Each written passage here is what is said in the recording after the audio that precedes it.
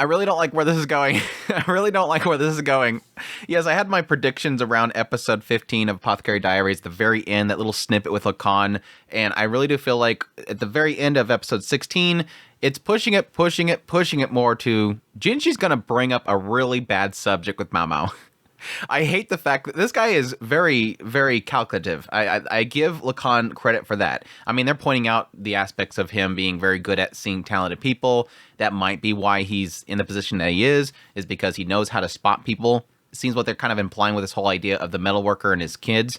And yes, this little last jab saying, oh, you might want to ask somebody that's very familiar with that. I think Lukan is really trying to push Jinshi into asking Mao Mao, how do you lower the value of a courtesan? And Mao Mao is immediately going to know what he's talking about, and it's going to bring up some really bad memories for her, and it's going to really mess up their relationship. I literally think that Lukan is setting up Jinshi in to bring up a very bad subject with Mao Mao in order to break some sort of bond between them. Again, this guy is very, very skilled at what he does, and what he does is he's a tactician. My original thought process in 15 was this idea that the way that he lowered the value of this courtesan, which again we're kind of assuming is Mao Mao's mother, was to poison her. Make her ill to the point where she can't see anybody. Why he's specifically saying ask somebody that's familiar with them is it's got to be something to do with courtesans themselves. And that could be one of two things. One, make them ugly. Affect their beauty in some way. Give them maybe something that will cause their body to decay. Maybe be unable to eat food, get super thin and skeleton-like. Or it could be possibly, I don't know, the time period that it is in, I don't see this being the case, but maybe some sort of bloodborne illness or something like that. Something that would prevent them from being able to be with men. Something that could be transferred. Which, yes, technically would sort of put it in line with the idea that, again, the OP sort of indicates this idea of her being isolated. So it could have been some sort of disease, but it could be both. It could be a disease that caused her to essentially have to be isolated and, again, decay over time. And again, bringing that up with somebody like Mao Mao, somebody that is familiar with the courtesans, hey, how do you lower the value of them? Well, obviously, again, make them ugly, burn their face. That could be another case. Burn their face, splash them with something really hot to disfigure them. Again, attack them in general to disfigure them. And I think that's going to immediately hit Mao Mao's mind. Oh, somebody that lost value in my mind. My mother. What happened to her? And again, I think it's going to be really bad. And I don't know. It would bother me if Mao Mao put that against Jinshi for bringing that up. I don't know that he's going, because again, he's sort of prodding the guy to try to figure out what he knows and why he's so interested in Mao Mao. I think it's just going to lead to Jinshi trying to figure out what he's talking about. It would be best for him to communicate directly to the house. Ask the old lady, what is this guy talking about? And she could easily tell him. Maybe he can't get out there right now, whatever, all that kind of stuff. But anyways, the episode itself, it's gonna be a broken record. I know. I'm sorry. It was a weak first half, and I think that's mainly because I don't think this particular mystery, I don't think translated to anime very well. Because the moment that Mama walked in that door, it was like, okay, I already know what you have to do. Like, this is so obvious. Like, it literally is the Zelda puzzle. Put the thing on the counter and problem solves. Now, again, there was a more intricacies to it in what it was doing, and that was the idea of, this is where I get into I don't think that's how it works. Like, I have a very vague, very small knowledge of welding and whatnot, because my brother was a welder. I kind of have some knowledge in that stuff. A mere magnification of sunlight for a brief moment is not going to cause enough heat to melt really any type of metal. Now, it could be the idea that the light itself was to ignite some sort of fire in there that is somehow getting oxygen enough to be able to burn long enough in order to melt the metal that will make the metal go down into the mold. But even still then, grabbing the thing and immediately sticking it inside the keyhole, that's not how that works. Like, you got to give it some time to solidify. There was like a whole lot of things around this puzzle that was like, I don't think that's how you think it works. Like, the idea of mixing metals is a way in order to make it to where it melts under lower temperatures, because you're essentially taking away from the strong structure that is its pure metal, and you're applying other metals to it that make it less able to essentially solidify and bind. So that makes sense. But enough that it would be able to melt like that is just a bit much of a stretch. But again, I think the puzzle itself was the weakest part of this episode because it was so obvious from the get-go. And again, I think it's because we had a visual of what she was seeing, rather than maybe in the novel she is going one step at a time and describing each thing that she's seeing. We see it all at once. So it's like, this is too obvious. That aside, it was still, for me personally, yes, a story that's going to hit a little harder in the idea that, yes, it's a story about a father who was very, very concerned for his sons. His sons each had their own talents, and he knew that they were never going to work together. He wanted them to have a tea party. The youngest son understood that because the youngest son was always around it, seemingly, to hear what his father's concerns was, and he was trying to give that to his brothers. But his brothers didn't want to listen. The mother even says that. The youngest can never get a word across because they don't want to listen to him. They just assume his father ran off with everything, died, didn't even leave his skills. He didn't think that we were good enough for him. The youngest son's going, no, father, seen this in you. Father, seen this in you.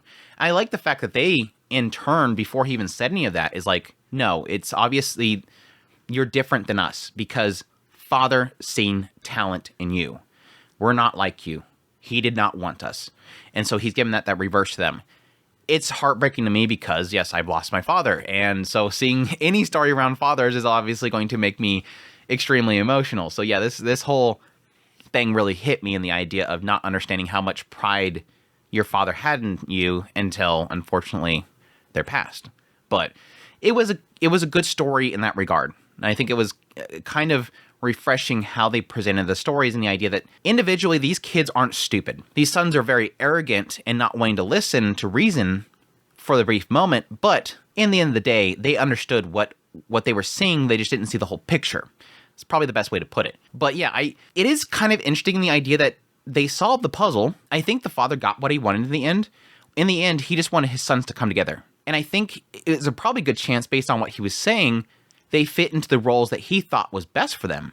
So they ended up going and essentially nurturing the talents that he wanted. But I think the most important thing, and that was the whole tea aspect, they're doing it together. So you have one of the sons is basically going to be the one going out and getting clients. You have the one son that's the bookkeeper. You have the one son that is the talented one that is going to be able to continue on the metalwork. The odd thing is it seems like what they initially wanted, which was this secret art, doesn't seem like they found it.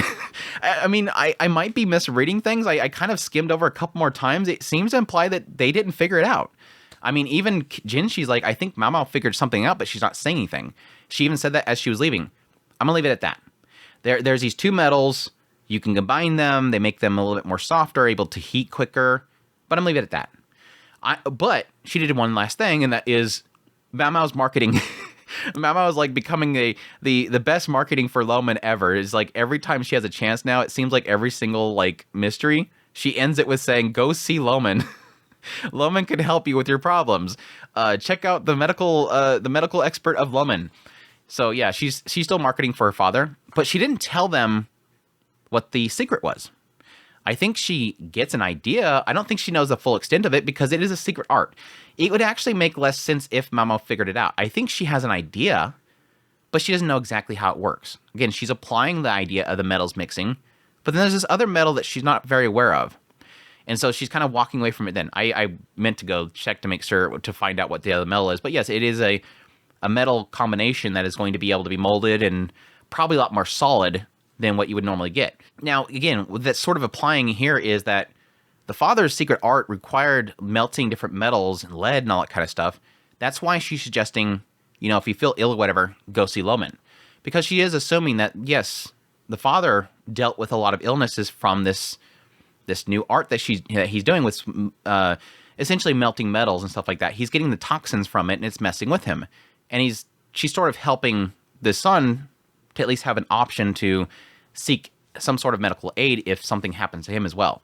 So it is kind of nice that in the idea that she's, yes, one case marketing her father, but at the same time also helping the son not kind of follow the same fate that his father did. But again, it implies the idea that it was never figured out. And now maybe it might be a thing that later on the son will eventually figure it out. And I think he'll probably continue to research, okay, we have these three metals in there, how do they mix? And he'll eventually figure it out. But again, that wasn't necessarily the purpose that the father was looking for. I did like it sometime during that whole mystery. She eventually turns to Besson and is like, oh yeah, that's what he looks like. Go Shun. And it shows the two of them. They're like, ugh. Kind of have the same look there. Again, I guess they could technically be brothers. I don't know if they've ever implied what their names were, their last names. And it's like, because it was out of nowhere, she's like, oh, this keyhole, there's something in there. Oh yeah, he looked familiar. Now, the question mark that I have really is, yes, the whole point that Lukan was talking about later on was this idea of seeing talent in the old man and wanting that talent to sort of go to the other sons. And yes, nurturing those 3 sons so that they do something great. He's good at finding talented people. But there was something in there, mixed in there, in the idea that he was sort of looking for somebody to get that secret art because it could be used for something specific. He was saying using it to make ritual utensils. And he's like, Jinshi's like, he knows that I don't care about ritual utensils. Why is he bringing this up? I think he was naturally, yes, Jinshi comes to the conclusion that it was in order to find talented people, and these are talented people. The father was a talented person.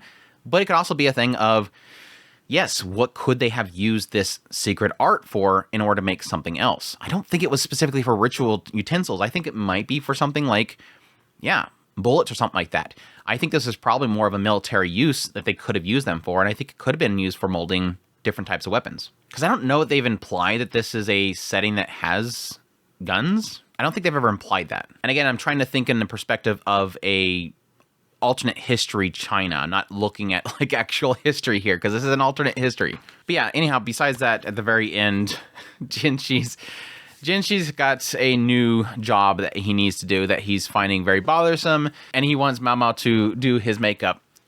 Now, yes, slight spoilers for those that don't like to check out the preview for the next episode. It looks like Jinshi is going to get made up so that he can go undercover in the town, and it looks like Mao Mao is going to be joining him. And my gosh, once again, Mao Mao looks super cute. I'll get the screenshots up here. She looks super cute. So that's going to be a really fun episode. And that might actually lead into him asking the question to Mao Mao, what's going on with this courtesan, or if she possibly knows what Lukan is talking about. Because again, I think he's wanting to keep Lukan away from Mao Mao, but I think he's probably going to want to know what angle Lukan is going after her for. If he can, is it possible he could be thinking that if I can figure out why he is obsessed with Mao Mao and what the connection of this courtesan is to Mao Mao, I can possibly help her. And I think that's going to lead to him to ask that question. And I think this could be a possible episode to get into that. So I'm actually, for once, extremely excited for the next episode because, like I've said before, the last few episodes, the first halves have been blah. And I think this next episode could possibly be a full-on episode of some actual character developments for these two characters, especially between Jinshi and Mao Mao. Might have some really good character development between the two of them and their relationship. And again, possibly finally get into this question mark about this courtesan. Because I don't really, I mean, it could be possibly drug out to there, but I don't see them not getting this answer in this core. And we technically have, 8 more episodes. So I'm excited, really excited for next episode. Hopefully we get some good reveals in that. But anyhow, that is my thoughts on episode 15. I hope you guys, or 16, episode 16. I hope you guys enjoyed this video. As always, if you did, make sure that like button down below, comment, let me know what's thought of the episode. If you're, again, as usual, if you know the light novel, I don't need answers to any of these question marks. I love speculating, but yeah. Anyhow, if you like this content and you want to support the channel more, I have a Patreon link, tips link, super thanks, membership button down below. Greatly appreciate what it does, and y'all take care.